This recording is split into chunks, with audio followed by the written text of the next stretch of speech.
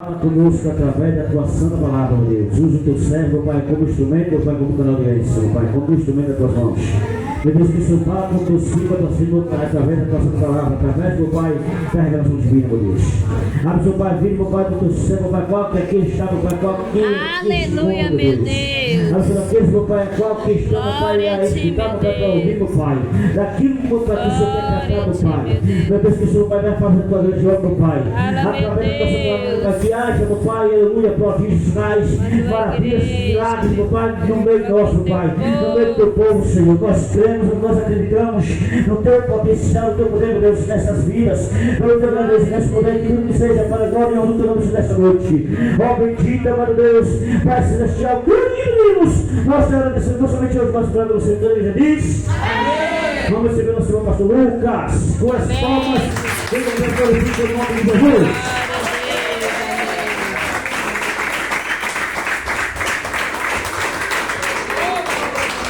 Glória a Deus, graças a Deus. Quero cumprimentar a todos com a paz do Senhor Jesus, amém?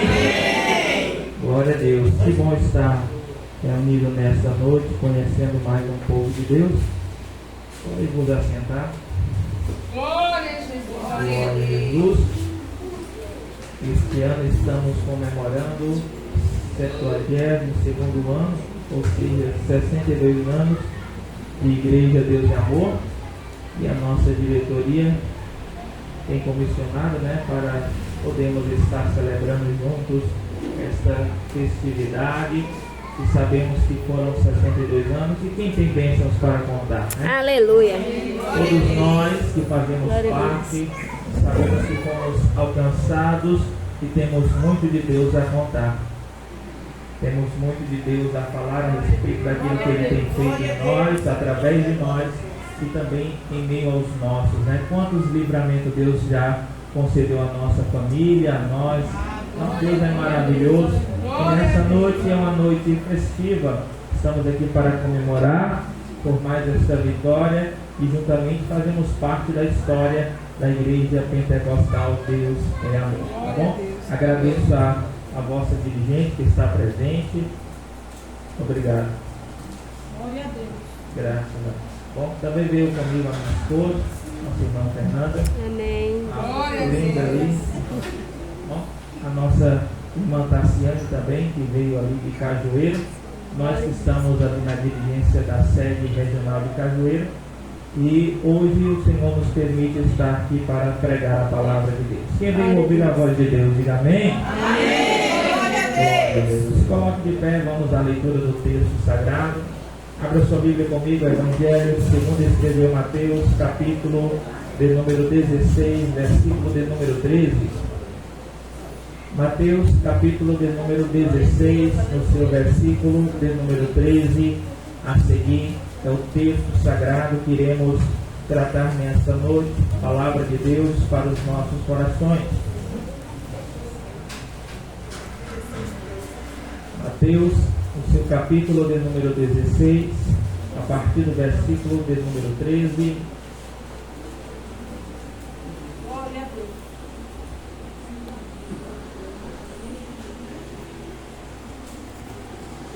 Graças a Deus.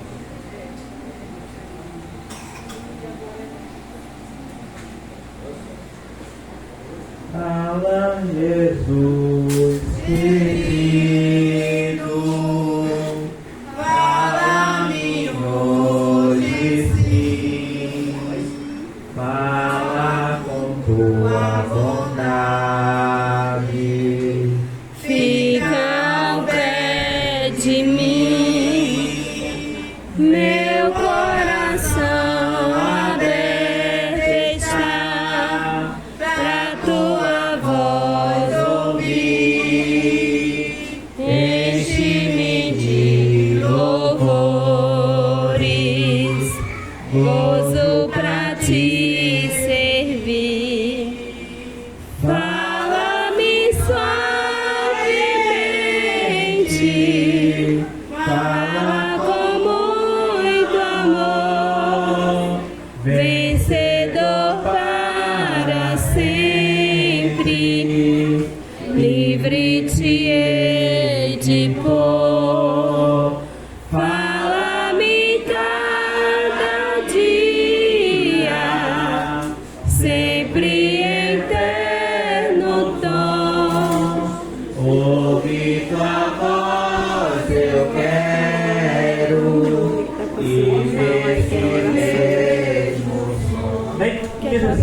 palavra de Deus. E chegando Jesus às partes de Cesareia de Filipe, interrogou o seu discípulo, dizendo: quem diz os homens ser o filho do homem? E eles disseram: uns João Batista, outros Elias, e outros Jeremias, ou algum dos profetas. Disse-lhes: e vós, quem dizeis que eu sou? E Simão Pedro respondendo disse: tu és o Cristo, o Filho do Deus vivo. E Jesus respondendo disse: bem-aventurado és tu, Simão Bar-Jonas, porque tu não revelou a carne e o sangue, mas meu Pai que está nos céus. E também eu te digo que tu és Pedro, e sobre esta pedra edificarei a minha igreja, e as portas do inferno não prevalecerão contra ela. Amém? Ainda de pé, movemos assim: renova-me, Senhor Jesus, Já não quero ser igual. renova-me, Senhor Jesus, põe em mim teu coração, porque tudo que há dentro de mim necessita ser mudado, Senhor, porque tudo que há dentro do meu coração necessita mais de ti. Oremos. Senhor nosso Deus e Pai, nessa noite que nos encontramos em tua presença, Pai, estamos aqui como tua igreja, Senhor amada, a noiva do Cordeiro, que elevamos a nossa voz em oração em um momento de clamor, Pai. Estamos aqui porque queremos ouvir a tua voz, estamos com nosso coração aberto, os nossos ouvidos atentos para ouvir aquilo que o Senhor tem a falar nessa noite. Senhor, eu creio, meu Deus, na tua palavra que é fiel e digna, a qual é fiel e digna de toda a nossa aceitação. E uma vez mais, ó Deus, pelo teu Espírito Santo, que o Senhor possa falar, meu Deus, aos corações que aqui presentes estão. Senhor, que o teu propósito possa ser alcançado, atingido, como escrito está na tua palavra, a qual ela é lançada, ela não torna vazia, mas ela prosperará naquilo que te apraz. E eu creio que nessa noite o Senhor tem propósito com as nossas vidas por meio da tua palavra, que possamos ser impactados, transformados pelo poder da palavra do Senhor Jesus. Amém? E amém. Podemos acertar, se sentir de glorificar, glorifique, exalta o nome dele. Glória a Deus.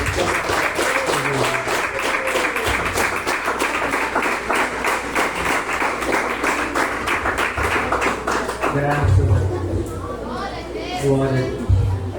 Diante a proposta que nos foi dada de estar nesta noite ministrando a palavra de Deus, e o texto que nós lemos em Mateus, no capítulo 16, a partir do versículo 13, damos o tema a essa mensagem: uma igreja firmada em Cristo. Vemos que Mateus, ao escrever o evangelho que leva o seu nome, sendo as boas novas de Cristo, Mateus ele vai direcionar o seu evangelho particularmente aos judeus. E dentro desse capítulo há uma grande revelação a qual Cristo vai fazer a respeito da sua igreja. Mateus vai ser o único dos 4 evangelhos que se refere à palavra igreja. Sabemos que a palavra igreja significa chamados para fora. Nós que estamos inseridos dentro de um mundo que é corrupto, dentro de um mundo depravado, mas Cristo tem nos chamado como sua igreja para fora, ou seja, estamos inseridos no mundo, mas não participamos dele porque fomos separados. Por isso a igreja é santa, ela é separada por Deus, escolhida para viver o propósito de Deus. Então nós somos chamados para viver o propósito de Deus aqui na terra. Eu creio. Sua igreja, pois a igreja é o único representante do céu aqui na terra. Nós estamos estamos aqui e representamos na figura de igreja não simplesmente a placa que leva o nome do ministério que nós servimos, mas estamos aqui acima de tudo para representar aquele que nos chamou. E aquele que nos chamou, diz a palavra de Deus, que ele começou uma boa obra e ele findará também esta obra. Aquilo que Deus começou, aquilo que Deus iniciou, ele concretizará também nas nossas vidas. E dentro desse capítulo, se lemos o versículo 1 ao versículo 12, trata Jesus se referindo ao fermento dos fariseus ou seus ensinamentos. No capítulo 16, do versículo 13 ao 23, trata a respeito da confissão de Pedro, como Jesus sendo a pedra fundamental, alicerce da igreja. E do versículo 24, encerrando ao 28, fala a respeito de como seguir a Jesus como ser o seu discípulo. E dentro desse contexto da confissão de Pedro, há um jogo de palavras que Jesus vai fazer. Jesus lança-lhes uma pergunta para todos os discípulos que ali presentes estão, porque na época que Jesus revela-se e vem na sua humanidade, o Cristo, o Deus encarnado, não somente ele professava ser o Messias, não somente ele professava ser o ungido de Deus. Por isso há tanta replicação dos fariseus e saduceus, porque dentro da sua época muitos se diziam ser o Messias, mas Cristo, através dos sinais e tudo aquilo que estava sendo sucedido dentro do seu ministério, como o próprio Nicodemos, no capítulo 3 de João, vai dizer que tudo aquilo que estava sendo feito não poderia ser senão Deus fosse com ele. Então ele entende que tudo aquilo que Jesus fazia, os seus milagres, as suas operações de maravilha, só eram possíveis a partir de que Deus era na vida dele. E Deus era com ele. Mas ainda havia muitas indagações e perguntas a respeito de se verdadeiramente Jesus é o Cristo, é o enviado, é o Messias. Podemos ver isso através de João Batista, em um momento quando Jesus está ali em Mateus 4, Mateus capítulo 3, ele está sendo batizado e João faz aquela grande declaração dizendo que ele não era digno de nem sequer desaltar a sandália dos pés de Jesus e dizendo que ele é o Cordeiro de Deus que é enviado ao mundo para tirar o pecado do mundo. E outrora, mais à frente, João está preso devido à sua pregação da palavra contra Herodes, que estava tendo um consenso, uma relação fora do seu casamento, mas enfim, e diante daquela situação, João Batista estando preso, ele manda o seu discípulo perguntar se Jesus era verdadeiramente o Messias ou se esperasse que outro viria. Uma hora João Batista diz, ele é o Cordeiro de Deus, outra hora está se perguntando, será que verdadeiramente ele é o Filho de Deus? Então essa questão ou esse questionamento percorria todas as pessoas e Jesus chega para o seu discípulo perguntando a eles quem eles achavam que ele era. Primeiro ele pergunta a respeito da multidão. Ele diz, uns dizem que o Senhor é João Batista, ou Elias, ou Jeremias, ou algum dos profetas. Então para muitos Jesus era como simplesmente um profeta, mais um profeta. Como até hoje o povo judeu acredita que Jesus simplesmente foi um profeta. Não creem que Cristo foi o Filho de Deus, que é o Filho de Deus que veio encarnado para livrá-los. Porque diante a forma que Cristo se revela foi diferente daquilo que eles esperavam e por isso não aceitam Cristo até hoje. E eles acreditavam que Jesus seria e fosse simplesmente mais um profeta. E essa era aquilo que percorria a notícia, a fama, que um grande profeta havia se revelado, que um grande homem de Deus havia se revelado, mas não havia o pleno conhecimento de que ele era o Cristo, o enviado de Deus, aquele que veio para salvar a humanidade. Havia dúvida, havia a incredulidade, havia ainda a descrença se verdadeiramente ele seria o Cristo ou se ele era simplesmente mais um profeta. Mas agora ele tira o foco da multidão e pergunta ao seu discípulo: E vós, aqueles que andavam com ele, aqueles que haviam recebido a autoridade dele para pregar, para expulsar os demônios, para colocar a mão sobre os enfermos e eles serem curados. Ele pergunta: e vocês que andam comigo, que aprendem os meus ensinamentos, quem dizeis que eu sou?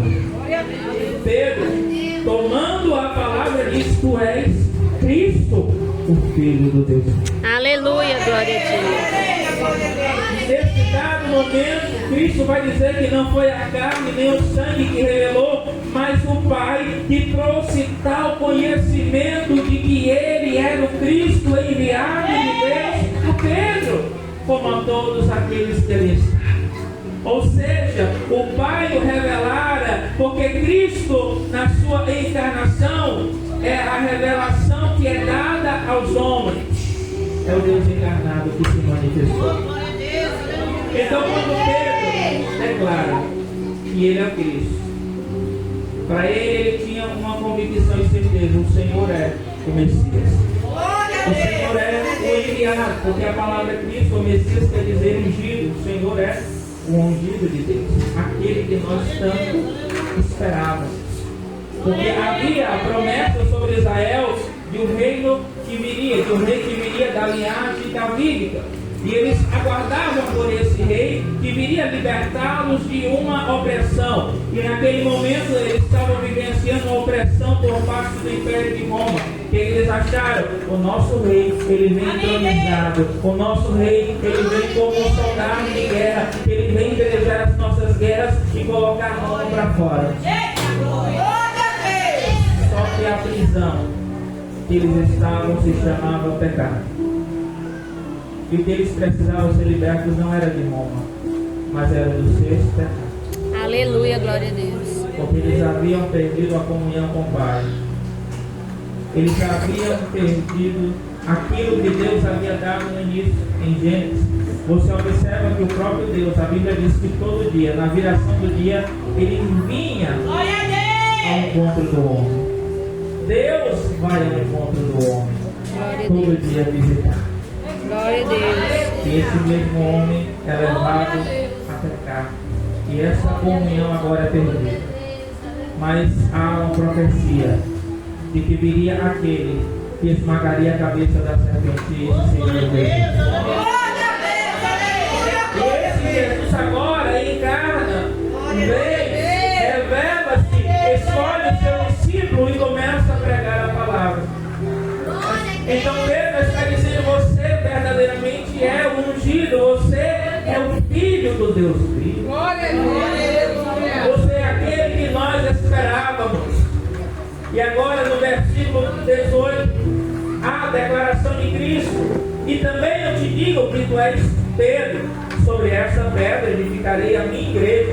E as portas do inferno não prevalecerão contra ela. Ora, aquilo que Cristo faz, como eu disse no início, um jogo de palavras. Por quê? Porque Pedro, do grego, pedra quer dizer pedra pequena. E a igreja não pode estar firmada sobre uma pedra pequena.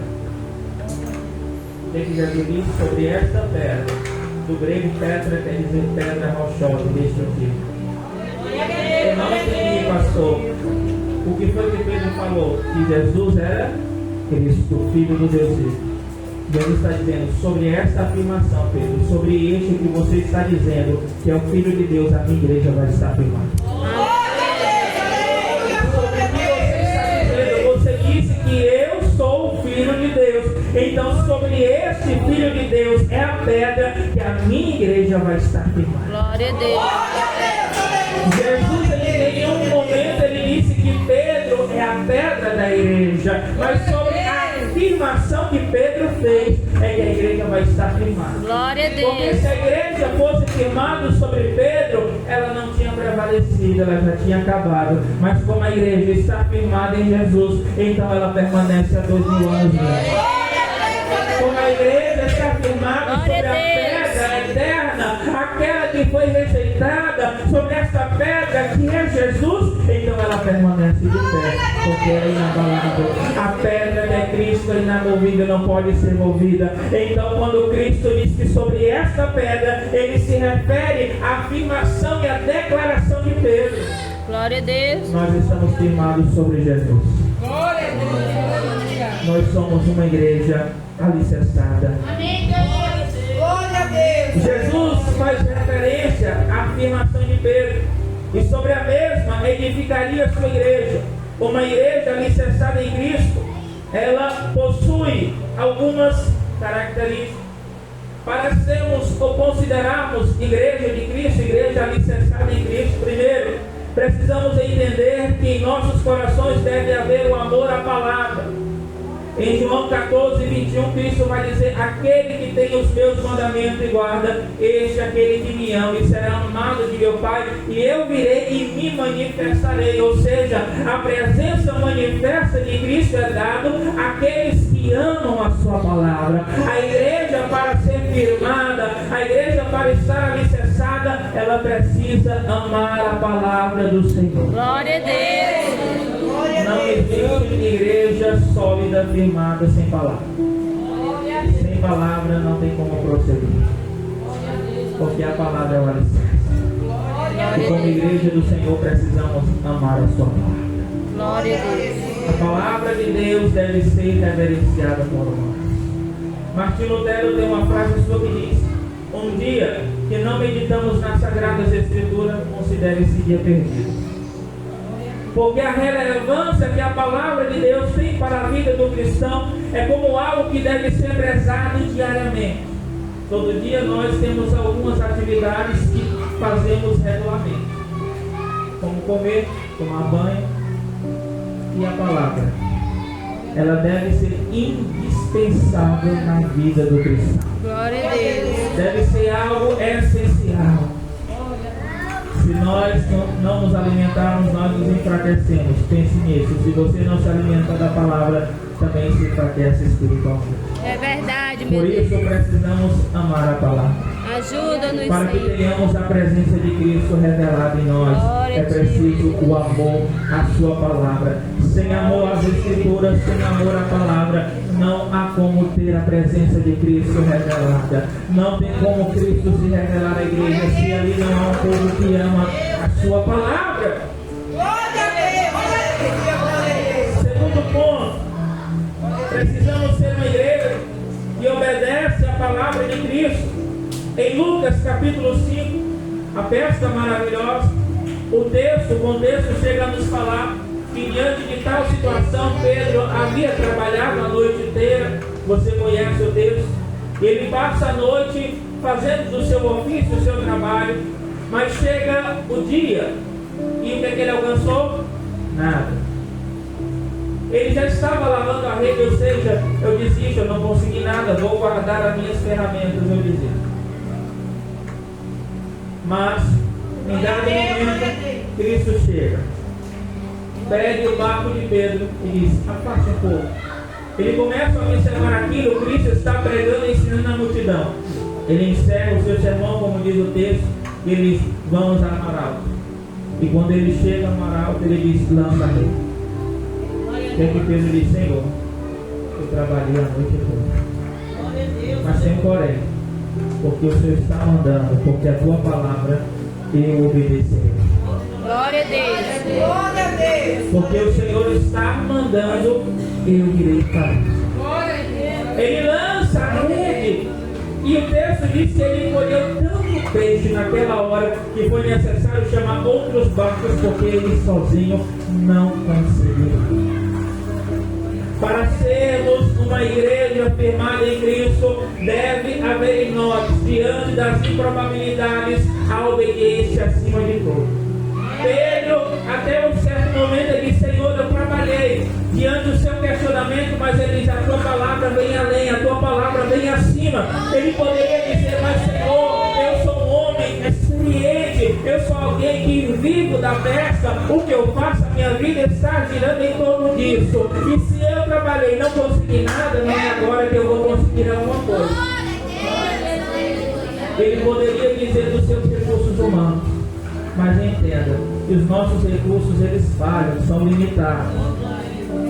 Mas a palavra de Deus, a autoridade da palavra de Deus está acima de tudo. Aleluia.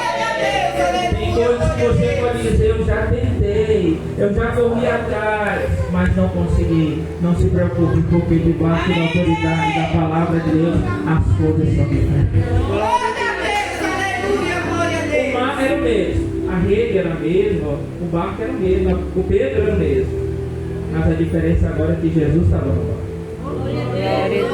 Às vezes consideramos, muitas vezes, o que? A condição do nosso intelecto, do nosso entendimento. Não, eu consigo, as minhas ferramentas, a minha capacidade me levará à lei. Mas chega um dado momento que somos frustrados.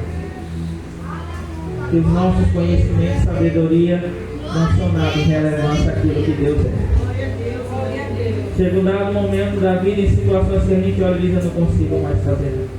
Que os nossos recursos não alcançam, que a nossa sabedoria não nos serve. Mas a palavra de Deus, Jesus estava naquele barco. Porque Jesus é justamente o momento crucial na vida do ser humano. E quando ele chega, ele divide a nossa história em duas: o momento antes de Jesus e o momento depois com Jesus. Então aprendamos que a obediência à sua palavra nos faz uma igreja firmada, igreja. Nos faz uma igreja solidificada. Se obedecermos à sua palavra, se tivermos com obediência às escrituras de Deus, devemos temer e amar esta palavra suficientemente, porque é por meio dela que conhecemos a Deus. Sem a escritura não há como conhecermos a Deus, porque a escritura é a revelação de Deus. É o meio pelo qual nós conhecemos a Deus. Se não houver escritura, não tem como conhecer. Por isso, se obedecermos a sua palavra, assim como Pedro foi alcançado pelo milagre de Jesus, nós também somos alcançados.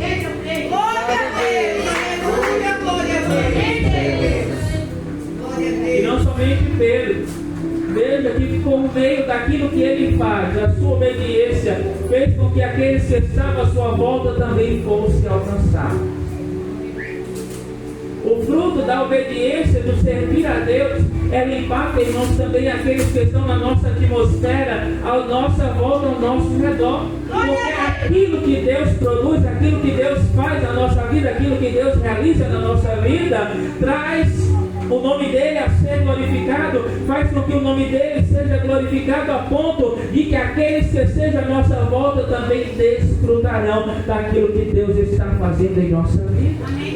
Por isso vale a pena obedecer a Deus, vale a pena seguir ao Senhor, porque quando Ele fizer, quando o Senhor realizar em nossa vida, até aqueles que estão à nossa volta serão impactados pelo mover e pelo operar de Deus na nossa vida. Nós obedecemos a sua palavra. Terceiro ponto: para sermos uma igreja firmada, carecemos da comunhão com Deus e com o próximo. Em 1 de João, capítulo 1:7, diz que andamos na luz como na luz Cristo está, e se temos comunhão uns com os outros, o sangue de Jesus nos purifica de todo pecado. A comunhão da igreja é uma ferramenta, um instrumento poderoso, que desde a igreja primitiva, a igreja de Atos, você observa que eles tinham tudo em comum: o partir do pão e as orações. Era uma igreja que vivia em comunidade, em comunhão, em unidade. Eles estavam vivenciando ali um período, um momento, e eles não consideravam a si mesmos superiores, mas eram tidos todos igualmente, ou seja, havia um compartilhar entre eles, havia uma unidade, havia uma concepção e entendimento de igreja diferente do que hoje muitos se tem. O entendimento de igreja que eles tinham era de unidade, que somos um só em Cristo. Mas hoje muitos há aquele entendimento: eu sou o melhor, eu posso, eu faço, eu sou. E esse não era o sentimento que havia naquela igreja. Porque você vê que toda vez que há um operar de milagres e maravilhas, como no caso de Atos, no capítulo 3, quando Pedro e João sobem ao templo, e ali ele cura aquele paralítico que mais de 40 anos estava sendo posto naquela porta. No capítulo 4, quando perguntaram que se foi eles que haviam operado aquele milagre, eles disseram: não, Por que é que vocês estão olhando para nós? Vocês acham que fomos nós que operamos esse milagre? Não, mas foi Jesus, aquele que vocês creem. Glória a Deus. Ou seja, naquela igreja havia uma atribuição de tudo aquilo que era feito a Deus. Eles não atribuíam os milagres, os sinais, prodígios a eles, mas tudo eles apontavam para Deus, porque a glória não nos pertence. A glória não pertence à nossa igreja. Nós simplesmente somos servos, instrumentos na mão de um Deus poderoso, mas tudo é para a glória do nome dele. Tudo é para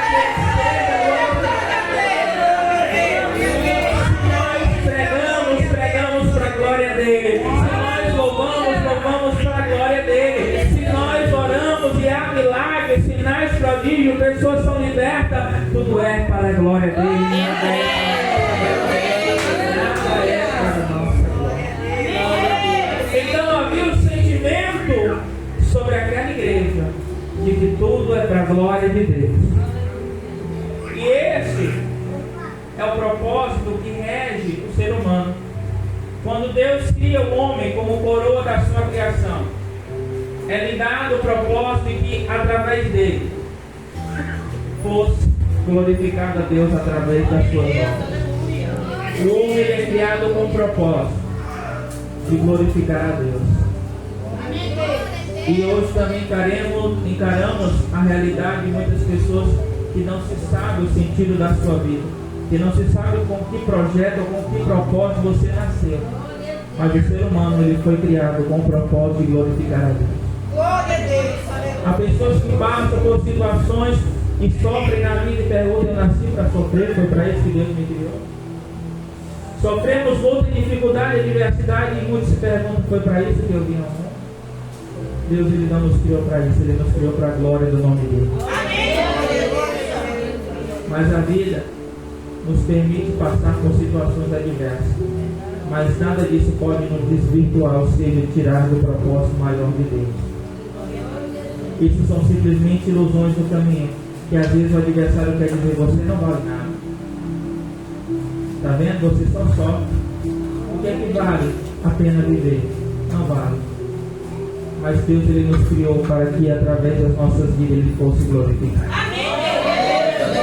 Todos nós temos um propósito maior sobre a nossa vida, que Deus incutiu em nós, colocou em nós, é que sejamos para a glória do nome dele. Então esse é o propósito que rege a nossa vida. É através e por meio desse propósito que nós devemos ser regidos e direcionados. E sobre essa igreja, retornando ao ponto, havia essa compreensão da unidade, ou seja, todos nós partilhamos de um mesmo corpo, todos nós somos membros de um mesmo corpo. E você sabe muito bem que todos os membros do seu corpo são de suma importância, têm a sua devida importância e todos têm a sua utilidade. E aquela igreja compreendia que só há um Senhor e Deus, que só há um que é a cabeça, que é Cristo. Não existe um membro que é superior, melhor e maior. Todos têm a sua importância nesse corpo. A comunhão da unidade que havia sobre aquele povo, sobre aquela igreja. Esse sentimento mútuo e comum entre todos eles faziam grandes milagres acontecer. Faziam todos aqueles sinais que nós lemos em todo o livro de Atos, capítulo 1 ao 28, tudo aquilo que acontece por meio de uma igreja que estava comunhão. A comunhão fazia com que aquela igreja visse os apóstolos sendo presos como Pedro. O que é que eles faziam? Iam orar. Viram Tiago ser morto à espada. O que é que eles fizeram? Foram orar. Viam eles, muitos deles sendo presos, decapitados, outros sendo crucificados. O que é que eles faziam? Iam orar. Você não vê a igreja dizendo: vamos desistir, vamos acabar com tudo. Lembra que a igreja está firmada sobre a pedra de Cristo? Não era morte, nem era morte. Não era perseguição, nem a perseguição. Porque aquele que está firmado em Cristo, ele permanece, ele prevalece. Aleluia. Aquela igreja havia comunhão. E essa é uma ferramenta fundamental em nossos dias, que haja comunhão em nosso meio, para que a glória de Deus possa ser derramada. Glória a Para que Deus. haja mais manifestação de Deus no meio da igreja, precisa haver comunhão. Precisa haver o mesmo sentimento, o mesmo propósito. Glória a Deus. Para que Deus revele-se de uma forma extraordinária. Mas às vezes estamos pensando em coisas supérfluas, coisas pessoais. Um está pensando aqui no seu status, outro está pensando aqui no que vai agaranhar. Enfim, muitos têm o seu mesmo, têm propósito diferente. Mas quando aquela igreja estava reunida, ela tinha um único propósito, de estar reunida em nome do Senhor. Amém. E através daquela comunhão, o Senhor se revelava de forma extraordinária. Eles encontravam encorajamento, mesmo diante de estarem vivendo em situações de perseguição.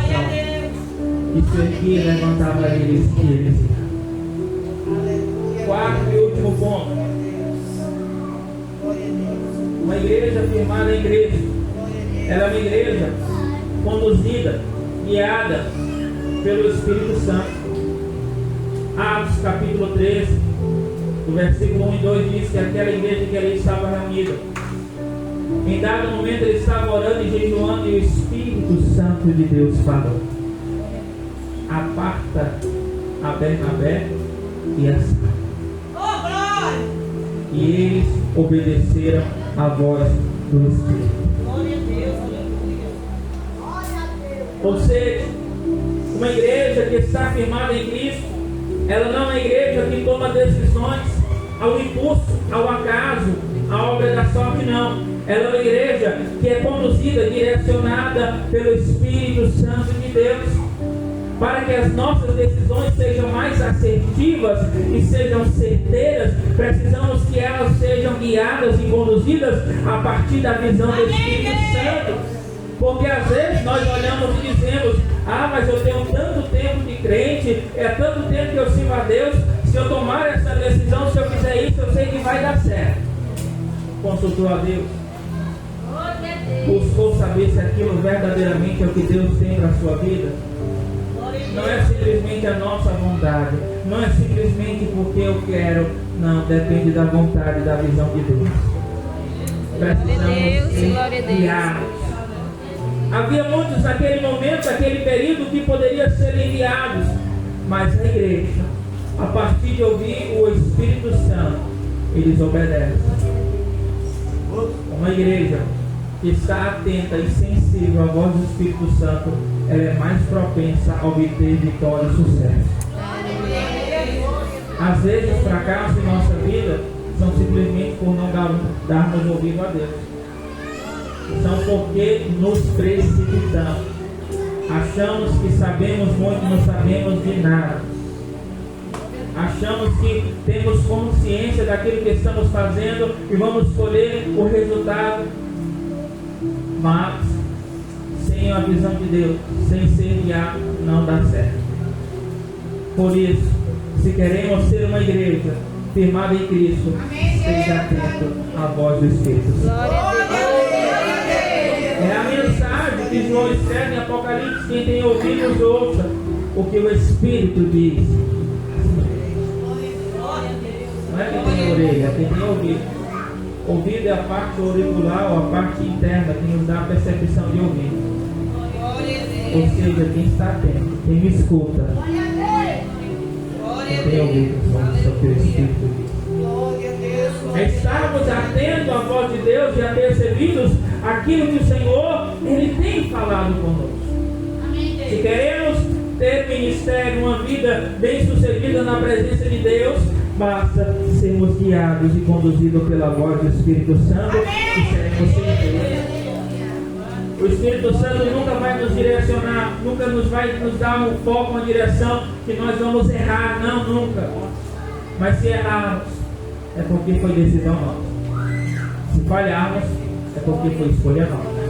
Porque Deus Ele nunca nos levará por um caminho que no final nos trará a morte.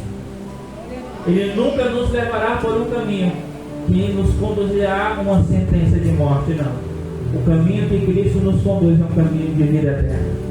O caminho que Ele tem para nós é um caminho de vida eterna, onde desfrutaremos da Sua presença, desfrutaremos dEle e estaremos juntos dEle. Glória a Deus. Que teremos vida e vida em abundância. Glória a Deus. Glória a Deus. E vida abundante. Glória a Deus. Sejamos então uma igreja, como Cristo falou, alicerçado sobre esta pedra. A pedra é Cristo. Ele é a rocha, a qual os edificadores rejeitaram, que foi posta como pedra de esquina. A figura de linguagem que Cristo usa como pedra de esquina era a pedra central. Os romanos, na sua construção, eles faziam aqueles arcos de pedra, mas toda aquela sustentação de uma pedra triangular que era colocada no centro. E só o encaixe dela segurava todas as outras. Só bastava tirar ela, o resto caía. Quando Cristo diz que Ele é a pedra angular, ou seja, Ele está dizendo, eu sou a pedra central. Se tirar, desmorona tudo. Se tirar, cai tudo. Sem Cristo, não podemos, nada fazemos, não conseguimos nada. Porque Ele é essencial na nossa vida. Se tirar Ele, tudo desmorona. Nada vai ter. Mas com Cristo vamos conseguir alcançar aquilo que Deus tem projetado para nós. Glória a Deus. Com Cristo conseguiremos alcançar aquilo que Ele tem para nós. Glória a Deus. Aleluia. Se possuímos dentre tantas características da igreja, essas referidas, seremos uma igreja com um futuro brilhante, como foi o tema, né, dos 60 anos, passado glorioso, futuro brilhante. Para termos um futuro brilhante, precisamos possuir essas características, da qual Cristo faz referência que nem a morte, ou seja, o inferno, poderá nos vencer. Quando ele diz que as portas do inferno, a palavra inferno ali traduzido Hades, o lugar da morte, ele está dizendo para o seu discípulo, nem a morte pode vencer a minha igreja. Aleluia. Porque Cristo obteve poder e autoridade até sobre a morte. Glória a A Deus. igreja que está firmada em Cristo, ela não tem nem a morte. Glória a Deus. Porque a morte é o meio que nos leva para mais perto dele. Glória a Deus. Se somos um salvo em Cristo Jesus, a nossa esperança é Cristo. O que vivemos aqui, Paulo diz, viver para mim é Cristo e morrer é lucro. Mas se eu vivo aqui fazendo aquilo que Ele quer, mas o morrer é lucro. Porque Ele tem a consciência, se eu morrer, eu vou para junto dele. Se a nossa esperança é Jesus, não nos preocupemos com ela. A nossa esperança é Ele, a nossa vida eterna está em Cristo, em Jesus. Aleluia. Glória a Deus. Glória a Deus. Glorifica a Deus.